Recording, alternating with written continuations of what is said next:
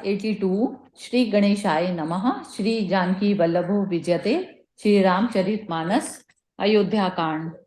सहित समाज तुम्हार हमारा, घर बन गुरु प्रसाद रखवारा। मातु पिता गुरु स्वामी निदेशु, सकल धर्म धरनी धरुसेसु। गुरु जी का प्रसाद ही घर में और वन में समाज सहित तुम्हारा और हमारा रक्षक है। माता पिता गुरु और स्वामी की आज्ञा का पालन समस्त धर्म रूपी पृथ्वी को धारण करने में शेष जी के समान है। सो तुम करहु करावहु मोहु, तात तरन कुल पालक हों। साधक एक सकल सिद्धि देनी, कीरति सुगति भूति मय बेनी। हे तात, तुम वही करो और मुझे भी कराओ तथा सूर्य कुल के रक्षक बनो। साधक के लिए यह एक ही संपूर्ण सिद्धियों की देने वाली कीर्तिमयी, सदमतिमयी और ऐश्वर्यमयी त्रिवेणी है। सो विचारी सही संकटु भारी, करहु प्रजा परिवारु सुखारी। बाँटी विपति सबहि मोहि भाई, तुम्हें अवधि भरी बड़ी कठिनाई। इसे विचार कर भारी संकट सहकर भी प्रजा और परिवार को सुखी करो। हे भाई, मेरी विपत्ति सभी ने बांट ली है, परंतु तुमको तो अवधि तक बड़ी कठिनाई है, सबसे अधिक दुख है।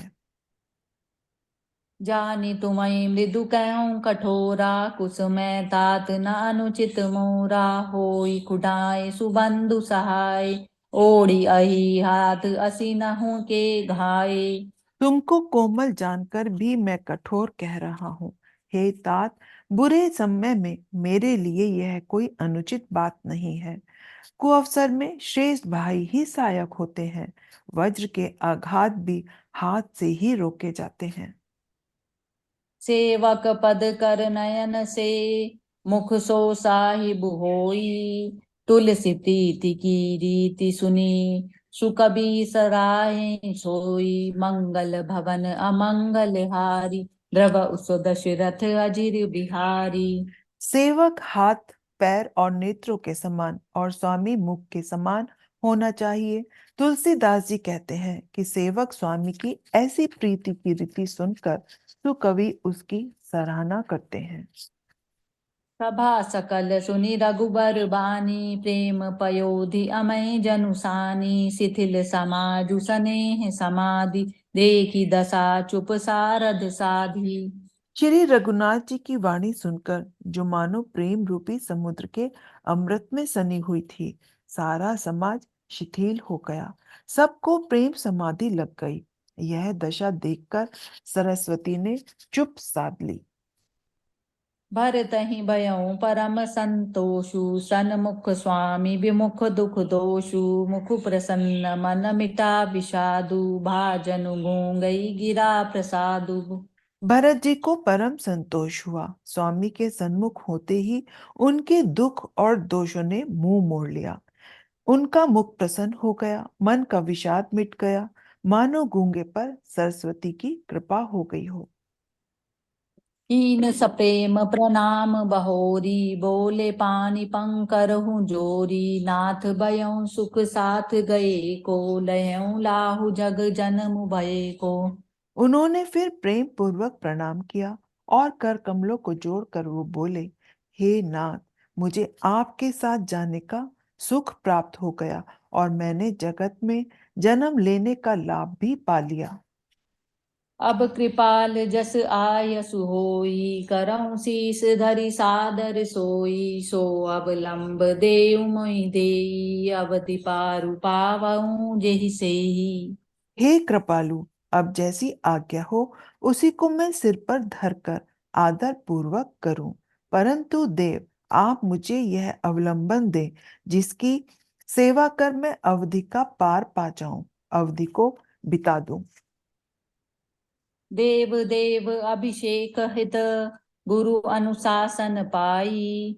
आन्यो सब तीरथ सलिलु, ते ही कह रजाई। मंगल भवन अमंगल हारी, द्रव उस दशरथ अजिर बिहारी।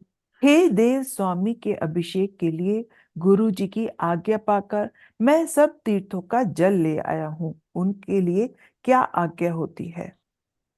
एक मनोरथ बड़ मन माही, सबे सकोच जात कहीं नाही। कहूँ तात प्रभु आय सुपाई, बोले बानी सने सुहाई।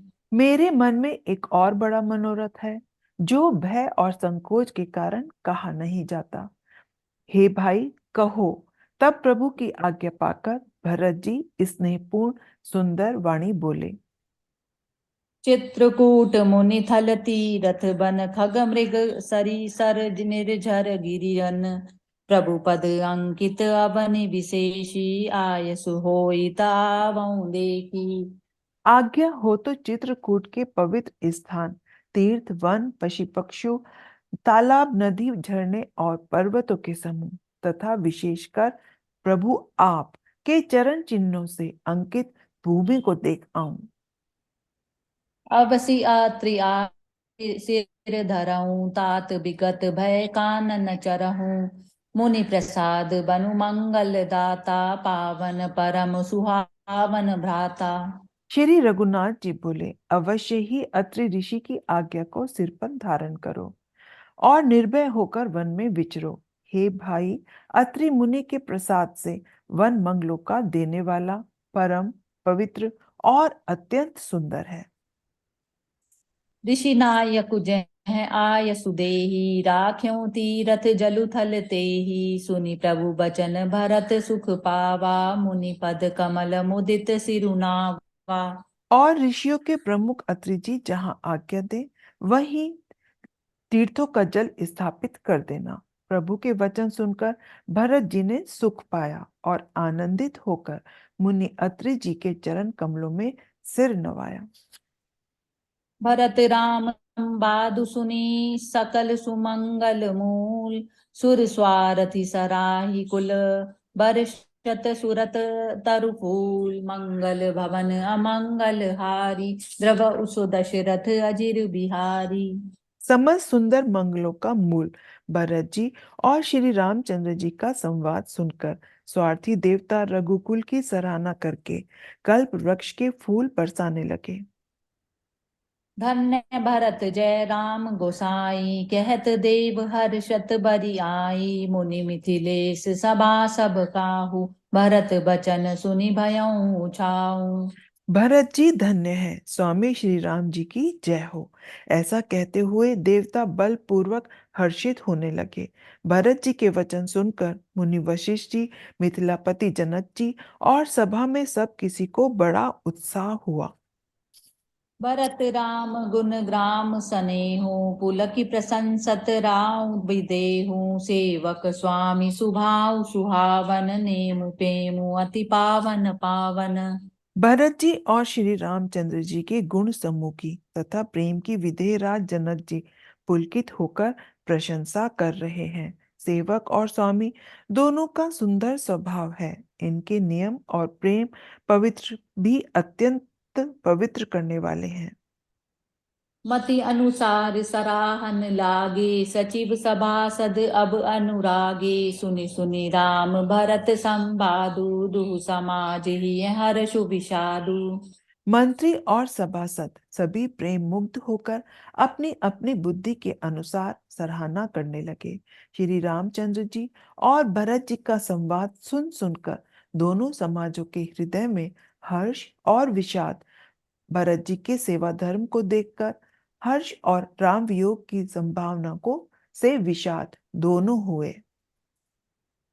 राम मातु दुख सुख सम जानी, कही गुण दोष प्रबोधि रानी। एक कहीं रघुबीर बड़ाई, एक सराहत भरत भलाई। श्री रामचंद्र जी की माता कौशल्या जी ने दुख और सुख को समान जानकर श्री राम जी के गुण कहकर दूसरी रानियों को धैर्य बंधाया।